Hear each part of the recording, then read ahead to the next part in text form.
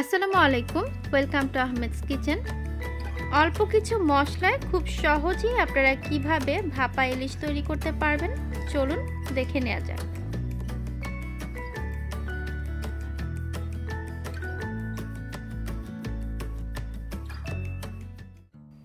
ভাপা ইলিশের জন্য আমি প্রথমেই এখানে 2 টেবিল চামচ পরিমাণ সরিষা পানিতে ভিজিয়ে রেখে দিচ্ছি প্রায় 10 মিনিটের মতো।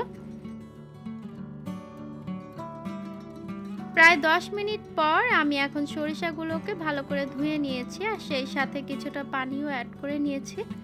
সাথে দিয়ে দিচ্ছি 2টি আস্ত কাঁচামরিচ। এখন সরিষা এবং মরিচটা আমি খুব ভালো করে ব্লেন্ড করে নিচ্ছি, আপনারা চাইলে পাটায়ও বেটে নিতে পারেন।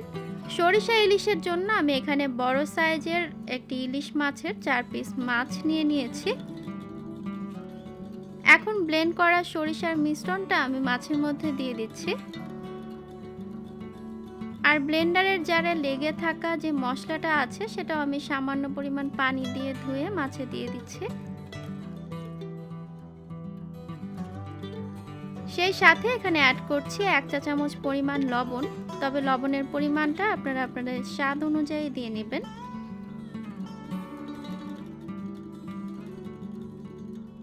এক চা চামচ পরিমাণ দিয়ে দিচ্ছি মরিচের গুঁড়া,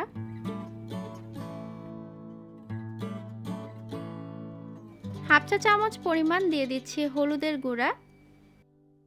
সব শেষে আমি এখানে দিয়ে দিচ্ছি প্রায় 2 টেবিল চামচ পরিমাণ সরিষার তেল। আর এখন সব মশলাগুলো আমি খুব ভালো করে মাছের সাথে মিশিয়ে নিচ্ছি।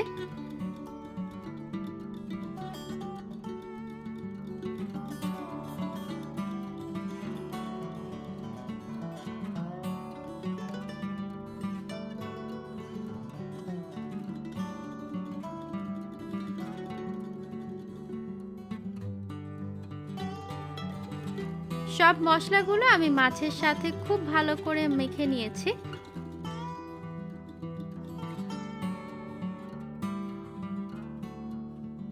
মাছগুলো ভাপ দিয়ে নেওয়ার জন্য আমি এখানে ওভেন প্রুফ একটি কাচের বাটি নিয়েছি, তবে আপনারা চাইলে স্টিলের বাটিতেও কিন্তু মাছগুলো ভাপ দিয়ে নিতে পারবেন।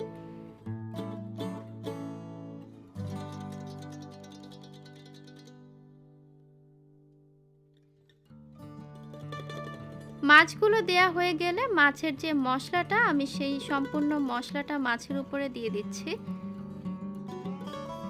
সেই সাথে এখানে দিয়ে দিচ্ছি 3টি কাঁচামরিচ, আর কাঁচামরিচগুলো আমি মাঝখান থেকে ফেলে নিয়েছি, এতে করে মাছের মধ্যে খুব সুন্দর একটি কাঁচামরিচের ফ্লেভার পাওয়া যাবে।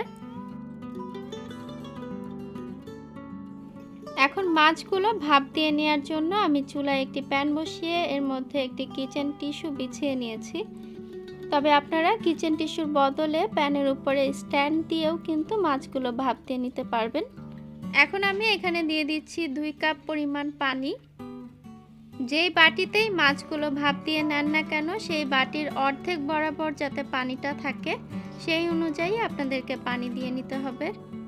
এখন প্যানের মধ্যে বাটিটা বসিয়ে দিয়ে উপর দিয়ে আমি ঢাকনা দিয়ে ঢেকে রাখছি প্রায় 25 মিনিটের মতো। আর এই পুরো সময়টা চুলার আঁচটা একদম লো হিটে থাকবে। প্রায় 25 মিনিট পর আমি বাটিটা খুলে নিয়েছি, আপনারা দেখেই বুঝতে পারছেন যে মাছটা খুব ভালো মতো হয়ে গেছে।